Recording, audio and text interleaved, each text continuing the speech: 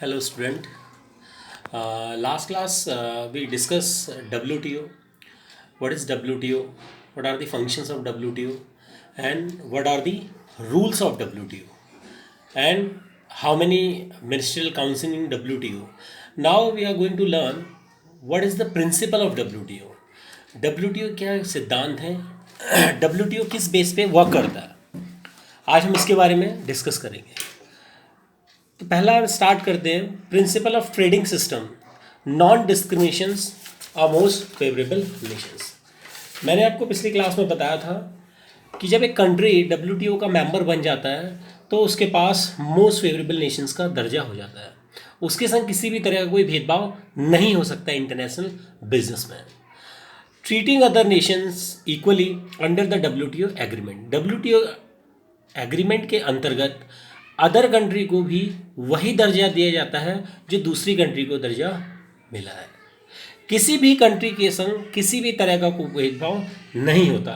इस समझौते के तहत देश आमतौर पर अपने व्यापारिक भागीदारों के बीच भेदभाव नहीं करते. इसलिए कह रहा है treating other nation equally under the WTO agreement. Country can not normally discriminate between their trading if they grant some country special favour. तो जो अगर एक कंट्री को आपने स्पेशल फेवर दिया हुआ है तो दूसरी कंट्री को भी वही फेवर आपको देना पड़ेगा. Some exceptions are allowed. For example, देश एक मुक्त व्यापार कर सकता है जो केवल समूह के बीच. आप एक ऐसा एग्रीमेंट कर सकते हैं दूसरी कंट्री के बीच जिसके संग आप व्यापार कर सकते हैं. उस व्यापार के अंतर्गत आप किसी भी तरह का कोई भेदभाव नहीं कर सकते. देश एक मुक्त व्यापार कर सकता है इसके माध्यम से. दूसरा आता है हमारा नेशनल ट्रीटमेंट सिद्धांत. राष्ट्रीय उपचार का यह सिद्धांत दूसरों को अपने स्वयं के नागरिकों के समान उपचार देना है. Treating foreign and local equally. जो भी आपका लोकल बंदा है और जो आपका फॉरेनर है उन दोनों को आपको सेम ही ट्रीटमेंट देना पड़ेगा डब्ल्यूटीओ व्यापार के अंतर्गत. नेक्स्ट आता है हमारा फ्री ट्रेड. धीरे धीरे बातचीत के माध्यम से, ग्रेजुअली थ्रू नेगोशिएशंस का मतलब होता है बातचीत के माध्यम से व्यापार बाधाओं को कम करने में सहायक होता है.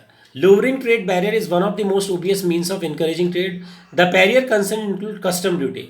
फ्री ट्रेड का मतलब यह है कि हमें जितने भी ट्रेड बैरियर्स हैं, जितने भी टैरिफ कोटा हैं, उनको हमें हटाना पड़ता है ताकि समय समय पर हम उसको रिवाइज कर सकें. इसी माध्यम से हम क्या कर सकते हैं, अंतर्राष्ट्रीय स्तर पर फ्री ट्रेड कर सकते हैं. नेक्स्ट आता है हमारा प्रिडिक्टिबिलिटी. प्रिडिक्टिबिलिटी का मतलब होता है विश्लेषण करना.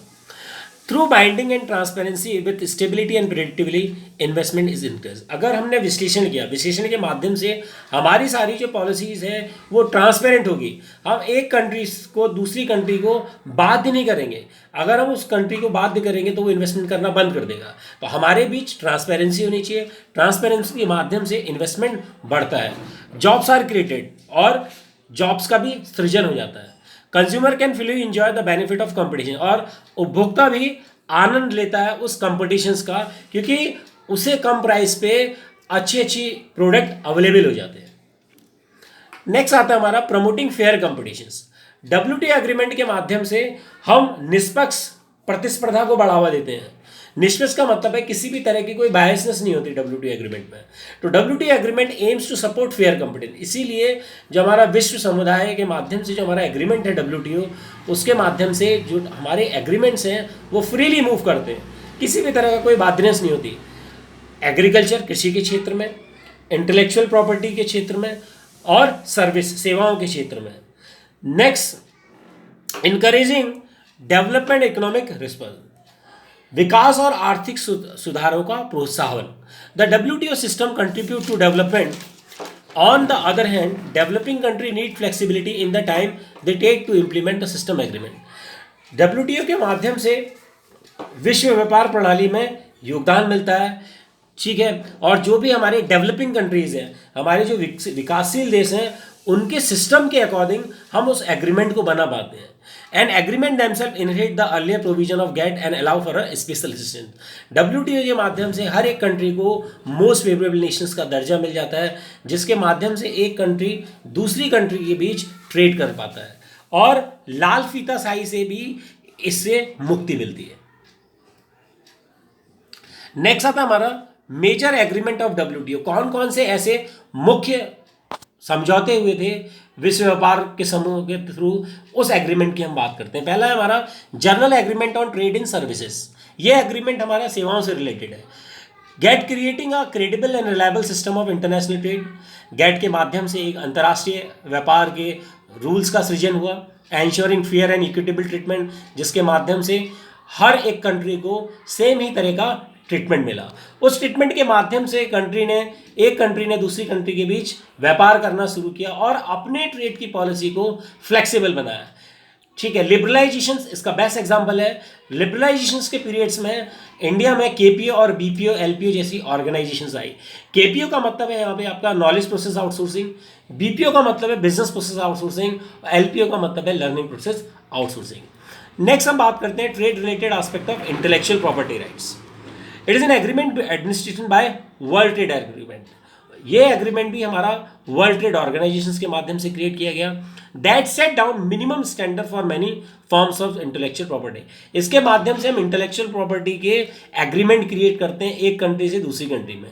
हम एक कंट्री से दूसरी कंट्री के माध्यम से हम असेट्स को भी परचेज कर सकते हैं। Trip was fine tune in favour of developing country in 2000। जो trade related intellectual property rights है, इसको 2003 में डेवलपिंग कंट्रीज ने डिस्कवर किया था as part of Doha development agenda. ये दोहा डेवलपमेंट एजेंडा के थ्रू इस एग्रीमेंट के बीच वर्ल्ड ट्रेड मेंबर कंट्रीज ने साइन किया था। When all member agree to compulsory licence in certain cases, जहाँ पे हर एक मेंबर कंट्रीज राजी हो गए थे कि हमें लाइसेंसिंग को कंपल्सरी कर देना है। इट कवर्ड कॉपीराइट, इसके अंतर्गत कॉपीराइट्स आते हैं, कॉपीराइट्स जो हमारे बुक्स को मिलते हैं, एंड रिलेटेड राइट्स, ट्रेडमार्क्स जो हमारा बिल्डिंग्स पेटेंट्स पे ट्रेडमार्क मिलते हैं। It also include industrial design. अगर कोई भी इंडस्ट्रीज कोई नया डिज़ाइन निकाली है, कार का डिज़ाइन अलग कोई ब्रॉडकास्टिंग कर रही है, तो उसके लिए इसके थ्रू क्या दिया जाता था, पेटेंट राइट्स दिया जाता था। Trade related investment major TRIMS. अब ट्रिम्स की बात करते हैं, ये इन्वेस्टमेंट से रिलेटेड है कि हमें निवेश कैसे करना है। Recognize that certain investment measure can restrict and distort trade. It is stated that WTO member may not apply any measure that discriminate against foreign product or that lead to quantitative restriction, both of which violate basic WTO. इस trade के माध्यम से investment निवेश के लिए major लिए गए जो रिस्ट्रिक्ट करता है कि कोई भी मेंबर कंट्रीज किसी भी तरह का डिस्क्रिमिनेशन से विरोधाभास नहीं कर सकता फॉरेन प्रोडक्ट के against. That lead to quantitative restrictions. इस केसेस में किसी भी तरह की कोई क्वांटिटेटिव रिस्ट्रिक्शंस नहीं रखी गई। जो भी वायलेट्स करता था डब्ल्यूटीओ के मेंबर कंट्री के द्वारा, कोई भी रूल्स को अगर वायलेट्स किया जाता था तो डब्ल्यूटीओ क्या करता था, WTO act as a dispute settlement body. They also resolve the dispute between two member countries. Next, agreement on agriculture.